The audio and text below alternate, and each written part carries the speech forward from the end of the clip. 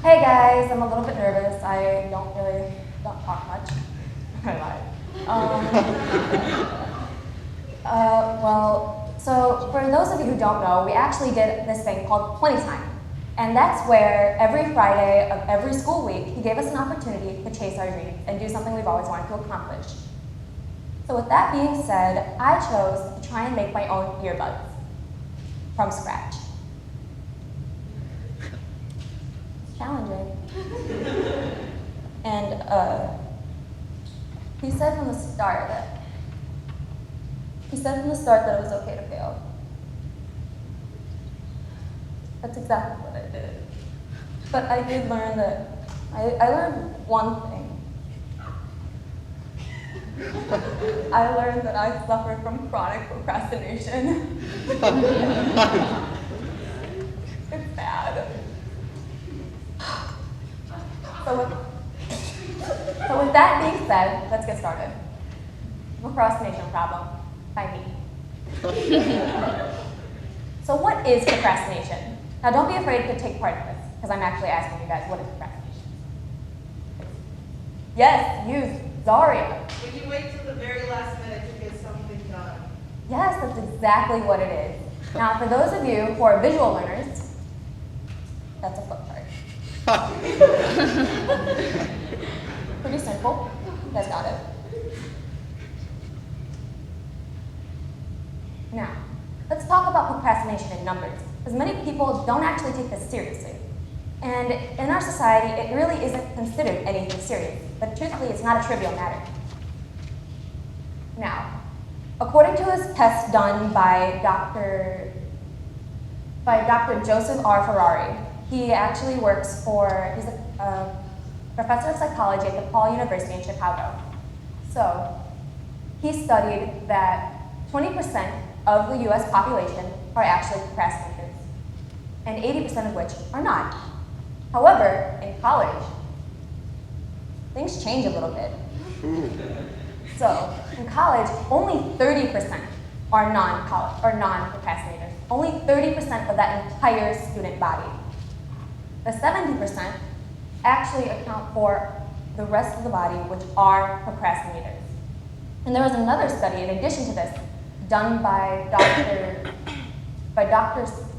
Piers Steele, who happens to be one of the world's leading researchers and speakers on the topic of procrastination. And he claims that actually 95% of college students tend to procrastinate, and only 70% are just willing to admit it. So, now there's a bunch of misconceptions about those who procrastinate. Some of which being, we're lazy, we don't have any ambition, we don't want to put effort into something. That's not exactly true. I'm sure that's true for some of us, yeah, but not true for all of us.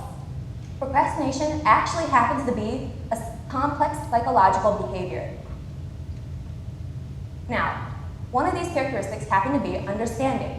A procrastinator typically lacks understanding of their goal. Why should I do my math homework? That one assignment will not get me to college alone. So I don't really understand it, so I may choose not to do it. That's how a procrastinator thinks. They lack understanding. They don't have understanding of their incentive. 2, low self-confidence. Now this is where typically a procrastinator chooses not to do the assignment because they don't believe they have the ability to achieve it and accomplish their goal.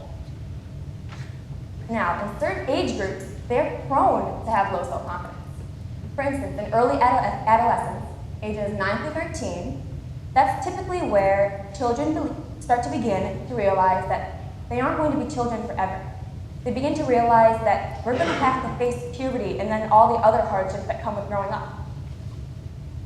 And then with that hardship of growing up, they begin to realize, are they actually capable of it? They begin to have self-doubt, wondering if they're ready to mature. And then the trial independence years, ages 18 to 23. What happens here is basically, now you're faced with adulthood. You actually got to go live on your own, pay some bills, get a job, do college, whatever. All that adult stuff. I'm still 15, I don't know. So they actually have to face the problems, and that is a lot of pressure, especially so suddenly. Because just 1 or 2 years ago, you were at home, chilling in your mom and dad's house, not paying bills. not studying hard courses like college classes. Now 3, expectations. Now typically, certain procrastinators are willing to do the assignment, but they're afraid that they won't do it well enough to meet someone's standards. So they choose to delay it and put it off until the very last minute, because they are afraid that they can't achieve it and meet someone's expectations for them. 4, fear. Now this could go with a number of the ones already listed. Fear of failure, fear of not being able to accomplish your goal, and fear of not meeting someone else's standards for you. And all of it is a lot of pressure, and I can understand why people are afraid and why they choose to put it off to a later date. 5, pretty self-explanatory, distractions. Now, procrastinators typically are, quote unquote, easily distracted, but that's because they're looking for distractions, so. Now let's talk about a few common distractions, some of which being television and video games, snacking. You know, when you're just like about to do some homework and then all of a sudden you have this urge to go find something to eat. Yeah. People. Social media, which is very prominent in teens. Email. Now this happens to be one of the leading causes of procrastination or distractions in people, or more specifically adults, ages 26 and above. Now, the leading cause for teenagers, of course, is texting. Now, 75% of all teenagers own cell phones, okay? Now, 88% of all cell phone users that are teenagers identify themselves as texters. Now, 1 in 3 out of those 88% admit to sending more than 100 texts per day, which is about 3,000 texts per month. And then 15% out of that 88 admit to sending over 200 text messages per day, which is 6,000 and above text messages per month. Now, procrastination and adolescence. People don't realize that procrastination changes as you age. You have different reasons to procrastinate now. Now, the early adolescent years. This is basically once they realize that they aren't going to be young forever. They also realize that they're kind of getting a little bit angsty, maybe, those angsty teen years, and so they start to go off for rebellion. It's passive resistance. Typically here, people would say, I'll do it in a minute, can I have a second? I'll do it eventually, like I'll get there. Can I please give me a second? Things like that. But we all know that a second basically means never. Now, mid-adolescence, ages 13 through 15. Now, people in this age group tend to procrastinate for freedom. They're willing to say, can I do it like next month or maybe next weekend because I have plans. They want to exchange this event for another event. Right now, they're asking for freedom, temporary freedom, so they can put the assignment off. They're saying that if I do this next month, I can hang out with my friends right now and enjoy myself right now. Late adolescence, ages 15 through 18. Escape. Now, this is basically them realizing that I am growing up and I can't escape it, so why do I have to deal with it? I choose not to. They don't want to deal with the pressures of going to college and actually moving forward in life. And it's a lot of pressure, so they choose to escape it by procrastinating and putting it off to a later date. Trial independence years. Now this is basically when we're all pretty much adults, ages 18 to 23. We're all young adults, just gotten there. And so here, basically, we're being faced with adults.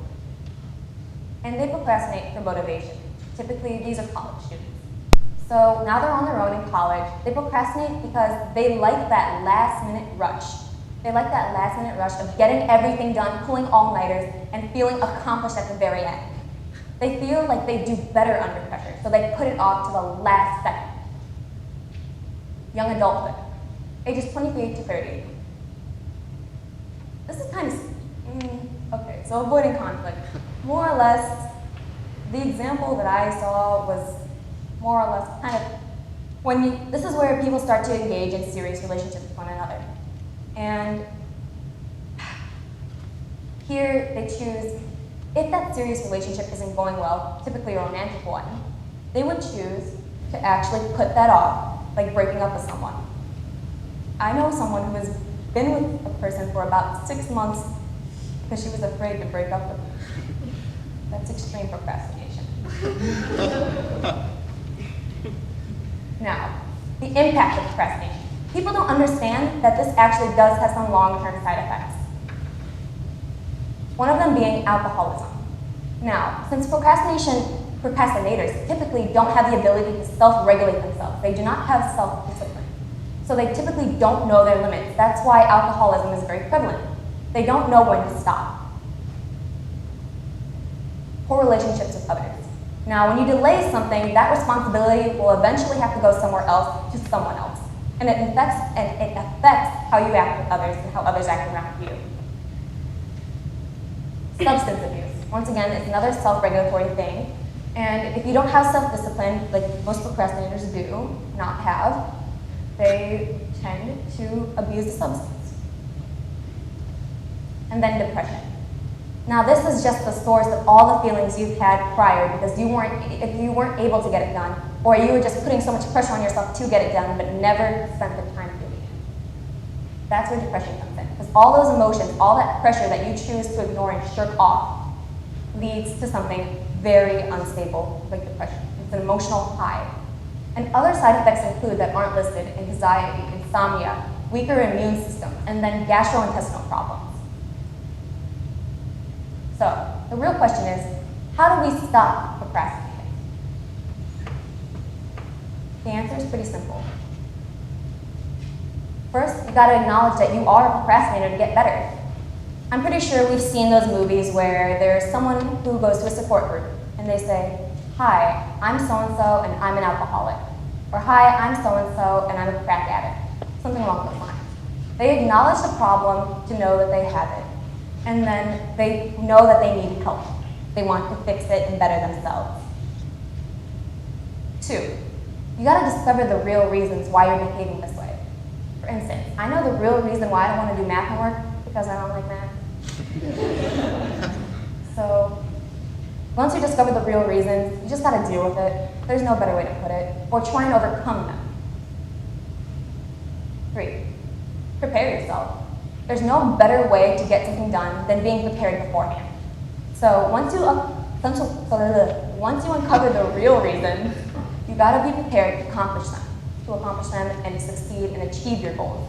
You have to be sure that you can do this, and you have to be sure of yourself.